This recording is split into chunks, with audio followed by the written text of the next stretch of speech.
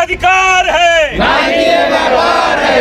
Private school की तानाशाही नहीं चलेगी, नहीं चलेगी। महंगी शिक्षा सस्ती जान, फिर भी मेरा देश महान, महंगी शिक्षा सस्ती जान, फिर भी मेरा देश महान। बालक रो रहा है, प्रशासन सो रहा है, बालक रो रहा है, प्रशासन सो रहा है। स्कूल प्रशासन होश में आओ, होश में आओ, होश में आओ, राज्य सरकार होश में आओ, होश में आओ, होश में आओ। राज्य सरकार।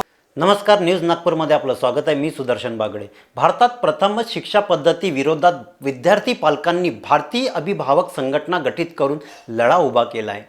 नुसतं लढा उभा केला नसून पुरजोड प्रचंड ताकदीने लढत आहे। यासाठी नागपूरचे काही पालक दिल्ली येथे शिक्षा पद्धती सुधारावी म्हणून मोदी पूजा सुद्धा करून आले। राज्य शिक्षण मंत्री समवेत स्कूल मॅनेजमेंट व शिक्षण अधिकाऱ्यांसोबत 3 तास अमोरासमोर ही झाले।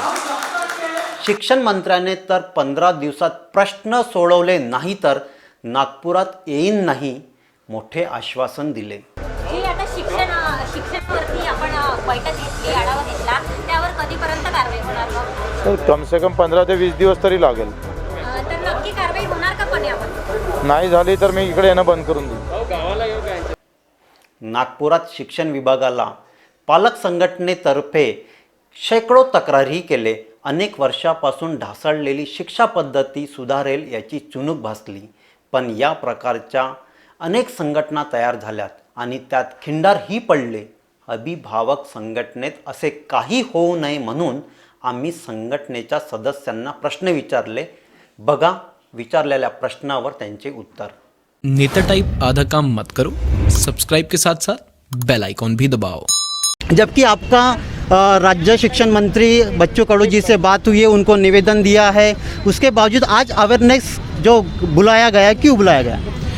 आज यह अवेयरनेस प्रोग्राम रखने का सबसे बड़ा यह कारण था। पहले तो हमने पहले से ही काफ़ी दिनों से हम परेशान चल रहे थे। हमने सोचा था कि कोई ना कोई का अवेयरनेस प्रोग्राम हमें चलाना पड़ेगा, क्योंकि आज स्टेट गवर्नमेंट से पिछले 4 महीनों से और सारे अधिकारियों से हम लगातार मीटिंगें कर रहे हैं, लगातार उनके अपॉइंटमेंट लेके हम उनके पास जा रहे हैं। हम अपनी लीगल डिमांड जो उनके पास रख रहे हैं उस पर कोई भी कार्रवाई नहीं हो रही है। इसी को देखते हुए इसी क्रम में हमने सारे हिंदुस्तान में जहाँ की एक पालक वर्ग आज इसी बात को लेकर आवाज़ उठा रहा है कि ऑनलाइन शिक्षा के लिए 100% प्राइवेट स्कूल वसूली क्यों कर रहा है, जो कि एक अन्यायपूर्ण डिसीजन है। सभी पेरेंट्स जब मेरे हिंदुस्तान के सभी स्टेट से जब पेरेंट्स मेरे संपर्क में आए, हम लोगों ने आपस में बात की और हम लोगों ने डिसीजन लिया कि स्टेट गवर्नमेंट ने से हमने रिक्वायरमेंट की है, लेकिन आज यह अधिकार जो है केंद्र सरकार को है, क्योंकि केंद्र से प्राइवेट स्कूलों के लिए गाइडलाइन जारी की जा सकती है, क्योंकि आज वो मेजॉरिटी में बैठे हैं। रूलिंग पार्टी के जो लीडर्स हैं उनके पास इतना पावर है कि वो इस विषय में हमारी मदद कर सकते हैं। जब हमारा यह डिस्कशन हुआ तो हमने सभी ने इकट्ठे होकर दिल्ली में जमा होकर जंतर मंतर पर हमने धरना दिया। 3 दिन का धरना आंदोलन किया और वहाँ पे मोदी पूजा का एक हमने कार्यक्रम रखा। मोदी पूजा का उद्देश्य ये था कि मोदी जी आप सबके पालनहार हैं, आप जागिए, आप गरीब और असहाय लोगों की मदद कीजिए। आप सारे विषयों पे बोल चुके, लेकिन ऐसी क्या बात है कि जुलाई मंथ से जो मुद्दा पूरे देश में चल रहा है, क्या इसकी आवाज़ आप तक नहीं जा रही? और नहीं जा रही तो क्यों नहीं जा रही है? इसी बात को पहुँचाने के लिए हम जंतर मंतर में धरना देने गए थे। मैं खुद PMO ऑफिस में हार्ड कॉपी जो है आवेदन की भारतीय अभिभावक संघ के नाम से देकर आया हूँ, उनका एक्नॉलेजमेंट लेके आया हूँ। गृह मंत्रालय भी मैंने यह कॉपी दी है। HRD मिनिस्टर माननीय रमेश जी पोखरियाल को भी मैंने ये कॉपी दी है और 2.5 घंटे सफरगंज बंगले के सामने में खड़े रहा उनसे मीटिंग के लिए, लेकिन मेरी ट्रेन का टाइम हो रहा था, इसीलिए मैं वापस आ गया वहाँ से और उनसे मेरी मुलाकात नहीं हो पाई। 1-2 दिन पहले आप लोगों ने एक निवेदन दिया था, उनको बुलाया था, 2-3 घंटे वो मीटिंग चली थी। उसमें 30 लोगों की एक समिति गठन करने के लिए बोला गया था। उसमें तो आपके सारे मुद्दे क्लियर हो जाएंगे, वो उन्होंने आश्वासन भी दिया, फिर अभी क्यों वापस? इसके पहले भी माननीय विधानसभा अध्यक्ष नाना भाऊ पाटोले से हमारी 7 मीटिंग हो चुकी है। नाना भाऊ पाटोले ने भी कई आदेश जारी कर चुके हैं। कलेक्टर साहब को भी पर्सनली उन्होंने मीटिंग में बिठाकर एक समिति गठित की थी। उस समय हमने 100 पेज की एक फाइल जिसमें सारे एविडेंस पूरे प्राइवेट स्कूल के खिलाफ दिए हुए थे वो हम उनको सौंप चुके। उस बात को आज कम से कम 1 महीना होने जा रहा है, उस पर भी कोई कार्रवाई नहीं हुई। माननीय नाना पटोले जी ने हमारे पेरेंट्स के लिए हमारी बहुत मदद की, लेकिन उन्होंने कहा कि कुछ जो पावरफुल लोग मेरी पार्टी के ही मेरे साथ बैठे हुए हैं या दूसरी पार्टी में बैठे हुए हैं जिनके खुद के स्कूल चलते हैं, आज वो कैबिनेट में इस मुद्दे को जब मैं उठाता हूँ तो वो इस पर कार्रवाई नहीं होने देते। क्या कारण है ये मैं आप लोगों को नहीं बता पा रहा हूँ, क्योंकि मैं खुद भी नहीं जानता कि क्यों मेरा सपोर्ट नहीं किया जाता, जबकि मैं एक लीगल मुद्दे को लेके वहाँ पे अपनी बात रखता हूँ। तो यह हमने जब बच्चू भाऊ से भी जब यह मीटिंग की और उन्होंने जब आदेश दिया तो उन्होंने कल के आप वीडियो रिकॉर्डिंग में देख सकते हो, उन्होंने कहा कि सारे पालक वर्ग को एक होना पड़ेगा, आपको यूनाइटेड होना पड़ेगा, आपको अपनी ताकत दिखाना पड़ेगा, नहीं तो सिंगल एक कोई भी मंत्री आपकी कोई मदद नहीं कर सकता, क्योंकि जो लोग मैनेजमेंट में बैठे हैं वो इतने ताकतवर लोग हैं कि ये उनकी ताकत जो है स्टेट गवर्नमेंट नहीं केंद्र सरकार तक की उनकी ताकत है। तो ऐसे लोगों को कंट्रोल में करने के लिए और ऐसे लोगों को नियम कानून सिखाने के लिए और नियम कानून से चलाने के लिए आप सभी पेरेंट्स को एक होना पड़ेगा। 10 साल से हम लोग एक नहीं थे और हम इनकी मनमानी सहते चले जा रहे थे। 25 से 30% हर साल ये लोग फीस बढ़ाते थे, ट्यूशन फीस, और हम कुछ भी कार्रवाई नहीं करते थे क्योंकि हम डरते थे। हमको ऐसा लगता था कहीं ये हमारे बच्चों का भविष्य खराब तो ना कर दे।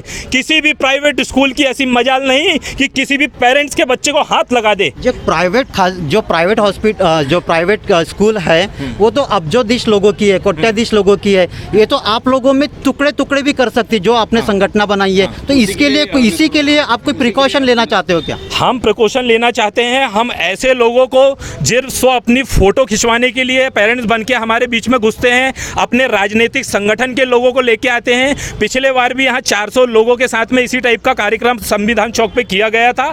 उस कार्यक्रम में भी एक ग्रुप जो बीपीए के नाम से चलता है वो 15 लोगों को, 15 राजनीतिक संगठनों को यहाँ लेकर आया था। मीडिया ने हमसे निवेदन किया था कि आप कोई भी राजनीतिक व्यक्ति को यहाँ ना बुलाएं, हमने भी उनसे निवेदन किया था, लेकिन आज उनका लालच जो था मीडिया के सामने आने का, उन्होंने आके अपना वाइट दे दिया और हमारे पूरे प्रोग्राम को जो कि पेरेंट्स के लिए रखा गया था, पेरेंट्स के न्याय के लिए रखा गया था, उसको उन लोगों ने खराब कर दिया। मैं आह्वान करता हूँ सारे पेरेंट्स से कि ऐसे राजनीतिक लोगों को और ऐसे मौका फरस्त लोगों को बाहर करें जो कि हमारे कार्यक्रम को खराब करते हैं। और आज हमें ऐसी जगह पे जहाँ पे हम लोग जमा होते हैं अपने प्रोटेस्ट करने के लिए, अपना अधिकार मांगने के लिए, और हमारे कार्यक्रम को डिस्टर्ब करते हैं, ऐसे लोगों से दूर रहें। यहाँ पे एक धर्म की संस्कृति भी है। जी हाँ। उस यहाँ आपके जो पेरेंट्स हैं वो सारे अलग अलग धर्म से आते हैं, तो यहाँ धर्म भी आ सकता है, इसके लिए भी कोई प्रिकॉशन है क्या? बिल्कुल कोई धर्म नहीं आ सकता। यहाँ पे सभी धर्म में कोई लोग एक हैं। सारे पालक, हमारे जितने भी बच्चे स्कूल में पढ़ते हैं, हमने उन्हें कभी ये शिक्षा नहीं दी कि बेटा आपको किस धर्म का दोस्त बनाना है। हमारे जितने भी बच्चे हैं वो सब सर्वधर्म समान का ही हम उन्हें हर समय जो है घर में उन्हें सिखाते हैं कि सर्वधर्म समान है बेटे। किसी भी धर्म का व्यक्ति हो वो सबसे पहले तो इंसान है, बाद में धर्म है। जब बनाने वाले ने फ़र्क नहीं किया तो हम लोग क्यों फ़र्क करें? यही हम उनको शिक्षा देते हैं बच्चों को, और हम अच्छे स्कूल से भी यही उम्मीद करते हैं कि वो भी बच्चों को इसी तरीके की शिक्षा दें। और यह धर्म के बारे में जो आपने पूछा, जो यह सिर्फ राजनीतिक पार्टी में चलता है कि धर्म को नाम पे ये लोग वोट मांगते हैं और हम लोगों को डिवाइड करते हैं, और कहीं ना कहीं हम इनके बहकावे में आ जाते हैं और जो है हम आपस में अपना गुट बना लेते हैं और आपस में लड़ते झगड़ते हैं। मैं पूछता हूँ कि कभी भी आपने कोई राजनीतिक संगठन के व्यक्ति या राजनीतिक पार्टी के व्यक्ति जो किसी एक बड़ी पार्टी में या शादियों में मिलते हैं, आपने उनको लड़ते झगड़ते देखा है? कभी नहीं देखा होगा। तो उनके बोलने पे हम क्यों झगड़ते हैं? क्योंकि हम बेवकूफ़ हैं, हमको समझ नहीं है, हम आपस में लड़ते। अरे आपका धर्म ही ये है, मेरा हिंदू है, किसी का मुस्लिम है, कोई सिख है, कोई, इससे क्या फर्क पड़ता है? सब पालक है। धर्म से इसका कोई फर्क नहीं पड़ता। सभी वर्ग पालक हैं, सब एक समान है। सभी के साथ एक जैसी न्याय नीति और व्यवस्था होनी चाहिए देश की। किसी के साथ अन्याय और किसी के साथ अनीतिपूर्ण व्यवहार नहीं होना चाहिए। तर हे होते जैन अभिभावक, भारतीय अभिभावक संघाचे. यांच्याकडून आपण अनेक प्रश्न घेतले. प्रश्न म्हणजे असे सगळ्यात महत्त्वाचे प्रश्न म्हणजे की इथे राजनीतिक जे दल असतात ते यामध्ये इंटरफेअर करतात. कुठली संघटना उभी झाल्यानंतर किंवा काही धर्मीय काही संघटना येतात त्यांना तोडण्याचा प्रयत्न करतात. शिक्षेसाठी पहिल्यांदाच असे अभिभावक पुढे आले आहे आणि जो खाजगी व्यापार सुरू आहे त्यावर एक कुठेतरी बंधन घालण्यासाठी हे पुढे आले आहेत. यांचं तर आभार मानले पाहिजे. मी सुदर्शन बागडे, माझे सहकारी चंदूभाऊ सोबत, न्यूज नागपूर.